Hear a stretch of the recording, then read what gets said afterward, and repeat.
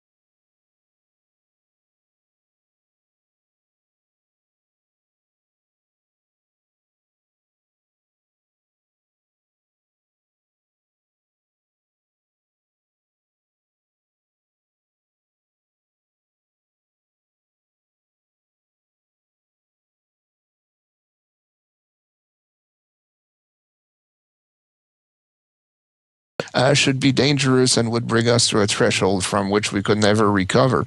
So this is based mostly on the work of James Hansen, a prominent climate scientist who's also a prominent catastrophist. The problem is that this quote-unquote threshold was passed a generation ago in the early 1990s, and now we're probably above 400 parts per billion. And the only thing that has happened in the meantime is that global warming became climate change. So that would be the one thing. We're still looking for these risks. And the other thing is, but more seriously, and where I think the paper makes a contribution that is somewhat distinct in the literature, is that activists only look at hypothetical risks and completely ignore the real tangible benefits that were delivered by carbon fuels and synthetic product. So if you go back, let's say 2 centuries ago, before coal became important and later on petroleum and natural gas, you had about 1 billion people on Earth who were living on average maybe 30 years and who were miserable. Today there's over 7 billion of us. We have a standard of living that our ancestors could not have imagined.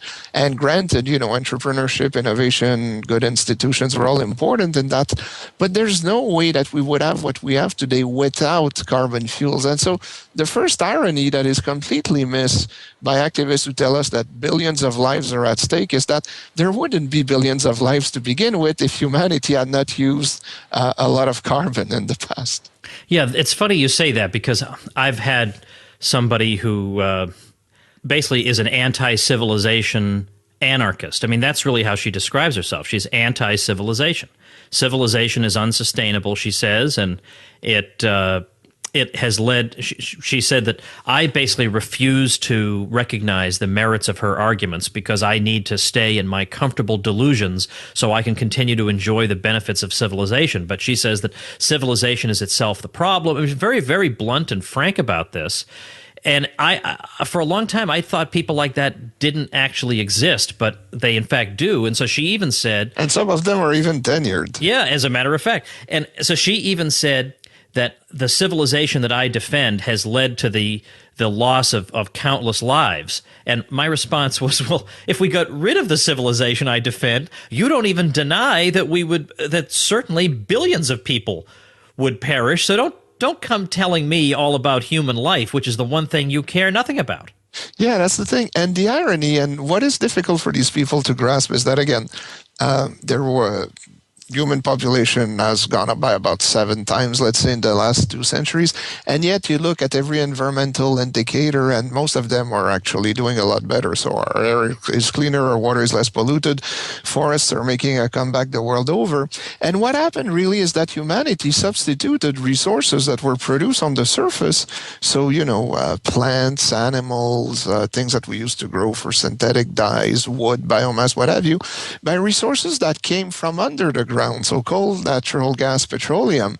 And this is how humanity and civilization were able to achieve the remarkable feat of, on the one hand, having our economic and / growth cake, and on the other, improving the state of our environmental cake too. But you needed a huge serving of fossil fuels to make that possible. And so what these people are missing is that, again, the substitution of resources that came from the surface by resources that came from underground. And if you're somehow able to get that into their head, perhaps you'll get them to think of it. I've got one case in mind where I think I made some progress, but again, the role of carbon fuel is completely misunderstood or underappreciated by these people.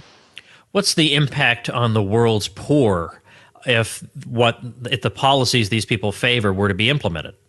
Well, they'll remain poor. They won't be able to escape poverty. So far, there hasn't been any society that has progressed throughout history without plentiful, reliable, and abundant fossil fuels. And, these people will be subjected to the vicissitude of the weather, too. And again, I grew up in Canada where it's pretty cold, and, most people wouldn't want to live there, especially Quebec, where I'm from. But the fact is that even people who live in tropical locations, and human beings are essentially tropical creatures, struggle with nature all the time and are miserable, whereas rich people can live well in cities from Edmonton to Singapore. So again, what really gets to me with the fossil fuel divestment activists is that they don't even propose to boycott the product that they're against. So, in the past, anti-apartheid activists would not eat oranges from South Africa. Anti-tobacco activists, as far as I know, were not smokers, or at least they would not advertise it. But you go to a fossil fuel divestment activist manifestation on any campus, and you see banners made out of petroleum products. You see them looking at their smartphone. They're coming in on bicycles with synthetic rubber tires. And, if you're serious in your notion that on the one hand, carbon fuels or synthetic products are killing the planet, and on the other, that there are real world alternatives, well, why bother with divestment? Why don't just go with a simple old-fashioned boycott? Well, indeed. And I think I have an answer to that question. Which would be? Which would be that in this particular type of case, I mean, nobody minds boycotting lettuce or whatever. There are near substitutes, but you'd have to boycott all your comforts, right? I mean, nobody wants to do that. They'd rather hold us, especially college students, especially the most spoiled people in the world. Now, I'm going to get some complaints about that, but they are. No, but you see, I actually give them a few ideas in the paper. So limit your internet usage to 1 hour a day. Use clothing lines to dry your clothes. Give up on your vacation because, after all, traveling requires carbon fuels. You see, there are plenty of things that they could actually do to at least show us how committed they are. But the standard response that I get is that, carbon fuel companies, big oils, are forcing carbon fuels down our throat. And that's the only reason why we, of course, depend on the product. But the case I tried to make in the paper, and I hope I'm somewhat successful. Well, I guess I'll be successful with your audience because they already know this. But, market processes are essentially an unending string of trial and error processes. And when things emerge over time, it's because they are better or at least less problematic than the alternatives. And so this is why you might be familiar with that picture that ran on the internet a few months ago. A bunch of protesters against an oil rig were all in, kayaks made out of petroleum products. And I think they went out, I think it was Seattle Harbor or something. But do you realize the number of seals you would need to club to make old-fashioned kayaks instead of using petroleum products? So again, there's a reason why coal, natural gas, petroleum, synthetic products were selected through market processes historically. And if nothing else, I hope that the paper, by delving a lot more into the history than paper that are critical of the divestment movement usually do, will help well-meaning activists to perhaps get a glimpse of how markets really operate. I want to read a passage. It's a little lengthy, but I think it's worth it, from early in the paper. In fact, I think it's actually in the executive summary, but this gives a sense of a portion of your argument anyway. You say carbon fuels made possible large-scale, reliable, and affordable long-distance transportation, which paved the way to improved overall nutrition by concentrating food production in the most suitable locations, thus making food more plentiful, diverse, and affordable. The eradication of famines by moving the surplus of regions with good harvests to those that had experienced mediocre ones. Wealth creation by facilitating the migration of large numbers of people away from the countryside and into cities, and advances in modern medicine by allowing more people to devote themselves to medical research and the development of a wide range of new and better medical products. As a direct result of greater use of carbon fuels in the last 2 centuries, every indicator of human well-being, from overall numbers, life expectancy, income per capita, hunger and infant mortality to child labor and education, has improved, very often dramatically. Increased usage of carbon fuels and feedstock was also directly responsible for environmental and public health benefits, ranging from improved air and water quality and sanitation to reforestation.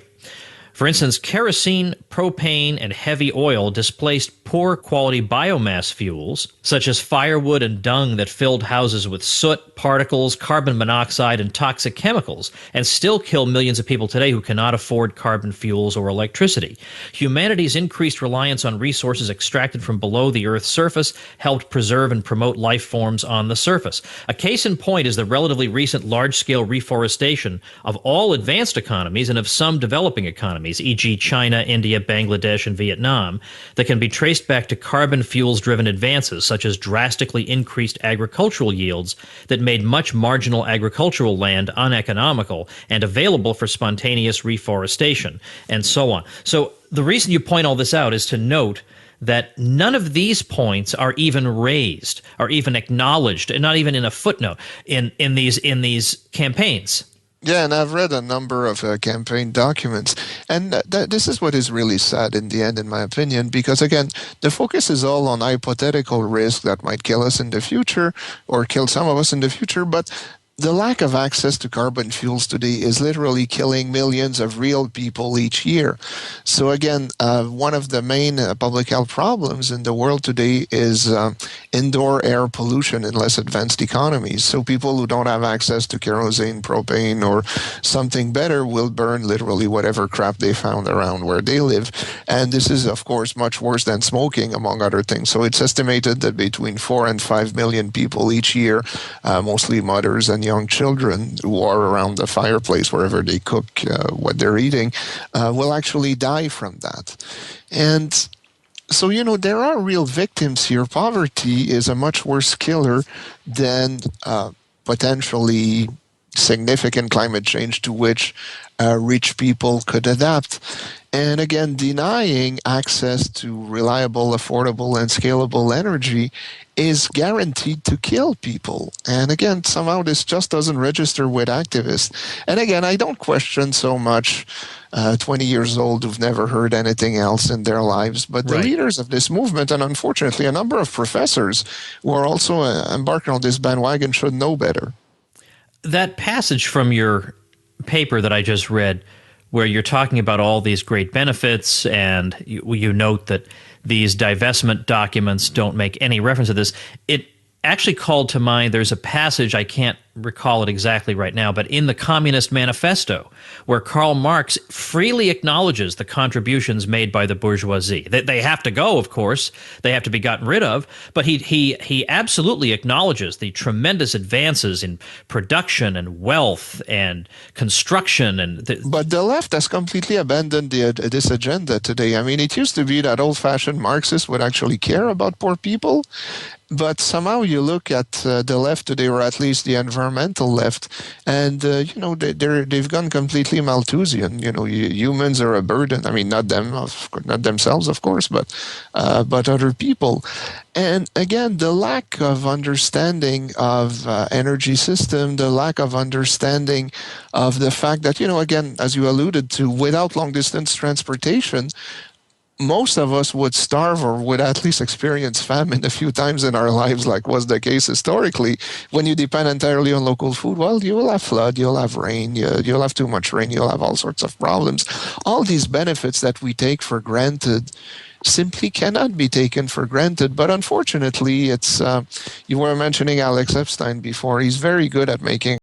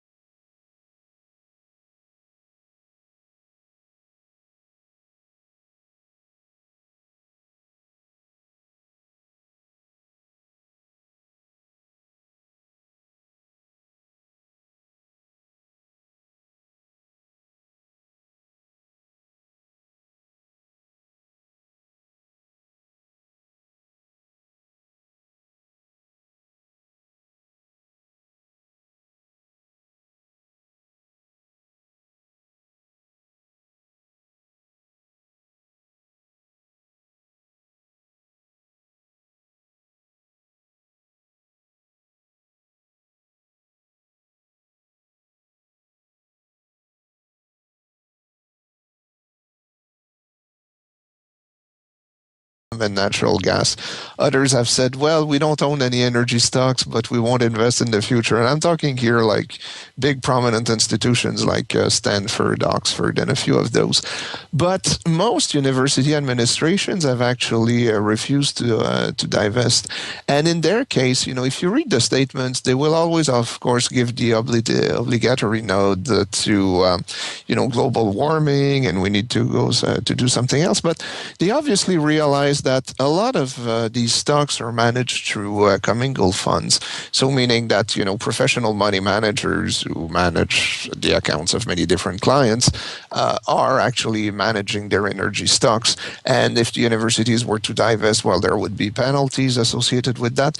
But on top of this, professional money managers, I suspect, don't want to be submitted to the whims of student activists, because if universities today tell them, well, okay, get rid of our energy stocks, what will be next? What would be the next cause? Will it be unsustainable forestry? Will it be, large pharmaceutical companies? Will it be agribusiness? And where does this end? But also, university administrators have pointed out the true facts that, in the big wide ocean of financial investment money available in the world, university endowment funds are but little buckets, and within those buckets only a few drops are actually invested in energy stocks. So overall, most universities have been reluctant to do this. A number of them came out and said flatly, no, we won't divest. But of course, new funds have been created to invest in renewable energy. New positions have been created to promote sustainable development. And so a number of universities have refused to divest, but they've put resources that will be used to, I wouldn't say placate, because I believe university administrators come from an ideological perspective in which they believe this rhetoric, but a number of resources have been made available for initiatives that I believe will prove counterproductive. Well, with that, I'm going to urge people to read the paper for themselves. It's unlike most of these sorts of papers, it's very compellingly written, and certainly I think there are parts of it that have quite a punchy style for an academic paper that I very much appreciate. And your conclusions that this, even if they got what they wanted, it's not even enough to say there'd be a negligible effect on the energy companies. There'd be basically no effect. No, there'll be no effect, but unfortunately, it's the spreading of these ideas, this demonization of carbon fuel, which I believe is the real damage that this movement is doing. Yeah, that's the effect. And not to mention that if what they want were ever actually implemented, it would take a terrible toll on not only the middle class in advanced countries, but really the poor everywhere, because it would mean much, much higher energy bills at the very least, or a lot of the normal human comforts we take for granted would simply be out of reach for the vast majority of people. There's no other way to put it. Indeed, and it would mean also no reliable access to energy for a few billion people. And my ideal world would be one in which I could trade position with anyone in the world and be reasonably happy or not experience too much discomfort. So until that happens, I believe that more energy, more development is a good thing. All right, and with that, Pierre, I appreciate your time today. Thanks very much for the conversation and for the paper. Thanks for having me. All right, everybody. Tomorrow on the show, we're going to have Jeff Deist, who's the president of the Mises Institute. And I'll tell you, I have been binging on Mises Weekends, which is the weekend program the Institute releases, hosted by Jeff. And I just love that show. I think Jeff's a really, really underrated guy. Very, very smart and great fun to talk to. So we'll have a lot to talk about, the GOP convention, the state of politics, what's a better approach than politics. Let's talk Austrian economics, some of the infighting, all kinds of fun, juicy stuff tomorrow for episode 700. Now, remember, up until you got a little time, just like the very beginning of August 2016, if you want to start that new website or blog, then I'll promote it for you. I'll give you 24 free video tutorials, and this is the offer that's good only through early August. I got a 35-minute screencast video where I walk you through exactly how I've monetized my website and my online presence, and you can learn from that. So that video is a special bonus only through the next couple of weeks, maybe, if even that, maybe a week and a half. So jump on that at tomwoods.com/publicity, and we'll see you tomorrow for Jeff Deist. Become a smarter libertarian in just 30 minutes a day. Visit tomwoods.com to subscribe to the show for free, and we'll see you next time.